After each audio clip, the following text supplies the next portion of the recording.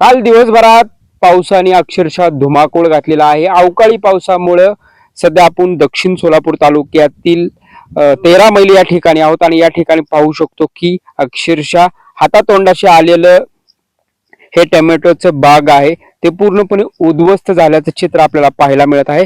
एकंदरीत पाहतोय की आपण शेतकऱ्यांनी जवळपास 2 ते 3 महिन्यापासून ही बाग लावलेली आहे. 2 एकराची ही बाग आहे.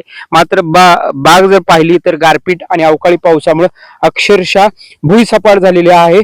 कारण आपण पाहतोय की एकतर टोमॅटो पिकाला कुठेतरी बाजारात 2 रुपये भाव मिळत असताना कुठेतरी आता निसर्गाने ही अकृपा दाखवलेली आहे. त्यामुळे शेतकऱ्यांचं जीवन आहे ते अक्षरशः उद्ध्वस्त होताना आपल्याला पाहायला मिळत आहे. एकंदरीत मेटाकुटीला आलेला शेतकरी आपल्याला पाहायला मिळत आहे. किती एकराची बाग होती आणि सध्या काय परिस्थिती, काय पाऊस झाला होता? 2 एकराची बाग होती.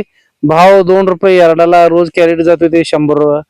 मग आपले तेवढं तर थोडे थोडे पैसे भेटत होते. काल 4 वाजता पावसाने गारपीट झाल्यामुळे सगळं पाक उद्ध्वस्त झालंय. माझा संसार नुकसान भरपाई झालंय. सरकार कोणी दाद घेणार आणि फोन करतोय तर साहेब फोन उचली नाही.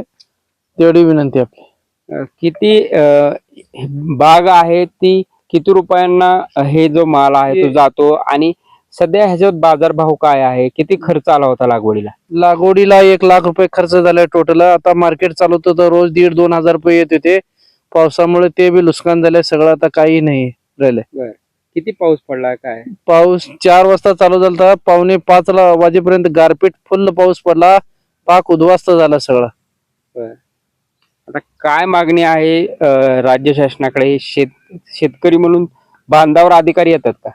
सरकारी जल्द कोणी का नोकरदार पंचनामा करायला येई नाही. कोण फोन उचली नाही. गरीबाचा कोण दाद घे नाही इकडं सरकार.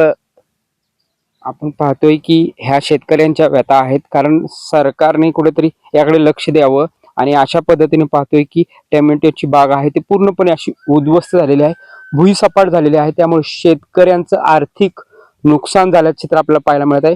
त्यामुळे आता अधिकाऱ्यांनी थेट दक्षिण सोलापुरातील बांधावर यावं आणि शेतकऱ्यांची परिस्थिती पाहावं आणि पंचनामे करावेत, एवढीच मागणी सध्या शेतकरी करताना आपल्याला पाहायला मिळते. प्रीतम पंडित, न्यूज 18 मराठी, दक्षिण सोलापूर.